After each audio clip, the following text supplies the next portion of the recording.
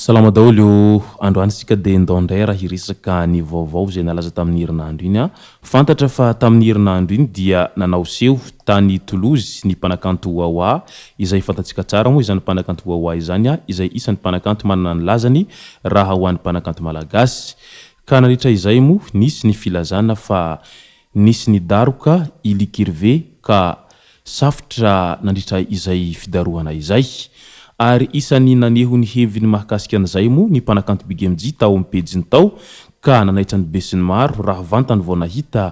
an'izay fanambarana nataony Big MJ tao amin'ny pejiny izay. Ka ho setrin'izay dia tezitra ilikirve ary nilaza tao amin'ny pejiny tao fa miandry ny lahy tia Toulouse aho hiatrany ilikirve fa ataoko mahita lahy rehefa tonga tia Toulouse. Ka mety azo ilazaina ve izay fa vaky sahady niady eo amin'ny ilikirve sy Big MJ amin'izao fotoana izao sa ahoana hoinareo. Izay no fakafakena amintsika ato anatin'ity video ity ka manasitsika rehetra anaraka an'ity video ity hatramin'ny farany. Azadino ny milike ny video antsika ary tsarovatrany ny miabony amin'ny chaîne-natsika mba ahafahanareo manaraka tsy tapaka ny video izay lefa any amin'ny sisy tamatawatagasy toy izao ny fanaovana azy. Tsy ampendrely isika fa avy hatrany tonga dia vavany ndao ary. Ny raha nahita moa fananao fanambarana i Big MJ tao amin'ny pejiny tao mahakasika an'ilay hoe safotra ilikirve nandritra ny seho izay nataony Wawa tao Toulouse ary tsy nahatsiaro tena mihitsy noho ny daroka izay nahazo azy. Manoloana izay nefa dia naneho ny heviny ny mpanakanto Wawa mahakasika an'izay fanambarana izay nataony Big MJ tao amin'ny pejiny izay. Nilaza moa mpanakanto Wawa tamin'izany amin'ilay hoe tsy mbola nahita ny fanambarana na ihany koa publication nataony Big MJ aho hatrizay mahakasika ny tenako raha tsy amin'ny zavatra tahaka nytony. Ary zavatra azo lazaina fa vaovao ratsy raha toa ka nisy tokoa izany ho hiatrany mpanakanto Wawa. Ekeko fa nanao seho tatia Toulouse ny tenako ary maro ireo izay tonga nanotrona tao malagasy rehetra izay monina sy mipetraka atia Toulouse sy ny manodidina. Ary isan'ny tonga tamin'izany ilikirve izay namako nanafana ny lanonana nandritra izay seho nataoko izay. Raha amiko manokana ho hiatrany mpanakanto Wawa dia tsy nahita an'izany likirve safotra izany ny tenako ary tsy nahita an'izany fidarohana izany.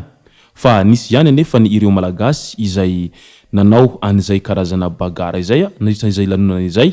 fa tsy ilikirve velively no safotra nandritra izay fa ny somary mahagaga sy mahataitra fotsiny itony fanambarana izay nataony Big MJ mahakasika ny seho izay nataoko ary tsy mbola nanao an'izay fanambarana mahakasika ny tenako mihitsy Big MJ hatrizay na misy ny pejiny Big MJ izay ho izy hatrany. Mety ho inona ny antony izao ho hatrany mpanakanto Wawa. Ka manoloana izay dia maro sahady ireo izay mpanara-baovao sy mpanaraka ny pejiny ireto mpanakanto roa ireto no milaza ny heviny amin'ny ilay manao hoe mety misy lonilony ve izany ao amin'ny mpanakanto Wawa sy ny Big MJ amin'izao fotoana izao ka mahatonga ny Big MJ nanao an'izay fampilazana izay tao amin'ny pejiny tao ary nitonina ny anaran'ny mpanakanto Wawa nandritra izay fampilazana izay ho hiatrany ireo olona izay mpanaraka ny pejiny ireto mpanakanto roa samy kalaza ireto. Etsy andanin'izay ihany koa moa dia nanao fanambarana ilikirve izay fantatsika tsara moa izany ilikirve izany malagasy izay monina sy mipetraka any ampitan-dranomasina any ary isan'ny malagasy tia maneho hevitra somary arahana opa matetika izay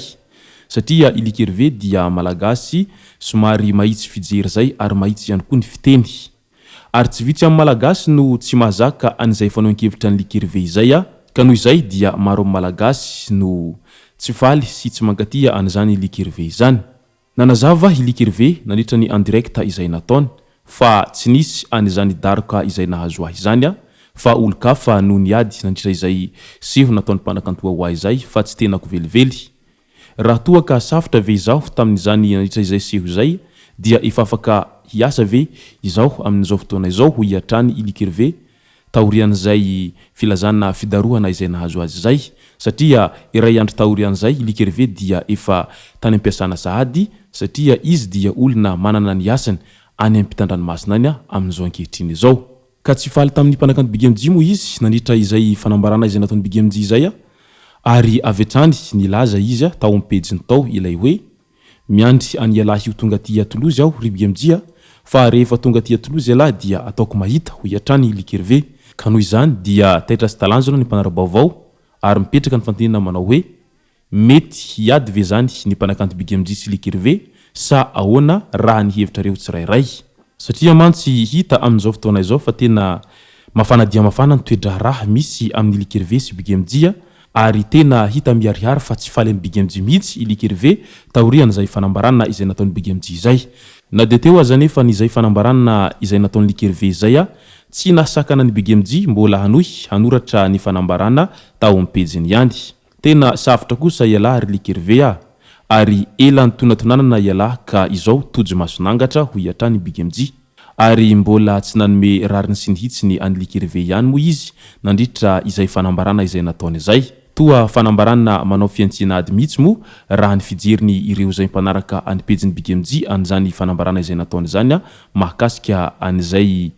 olom-pirenena malagasy izay monina sy mipetraka any ampitandranomasina izany hoe Andriamatoa Luc Hervé izany ka tena tsy anaikilembenana mihitsy ve zany Big MJ manoloana izay fanambarana izay sa ahoana ny mety ho tohiny ity raha ity ho ireo mpanara-baovao ao anatin'ny pejiny Big MJ amin'izao fotoana izao fa Luc Hervé kosa etsy andaniny dia tena miandry fatratra any Big MJ mba ho tonga amin'izay Toulouse izay fa dia ho hitantsika eo ny mety ho tohiny izay tantara izay raha toa ka tonga soamantsara any Toulouse i Big MJ ary hifanatritava amin'izany Luc Hervé izany fanampin'izay moa dia nanao fanambarana i Big MJ tao amin'ny pejiny tao izay niarahaba any zanany vavy kely izay vao tonga eto Madagasikara amin'izao fotoana izao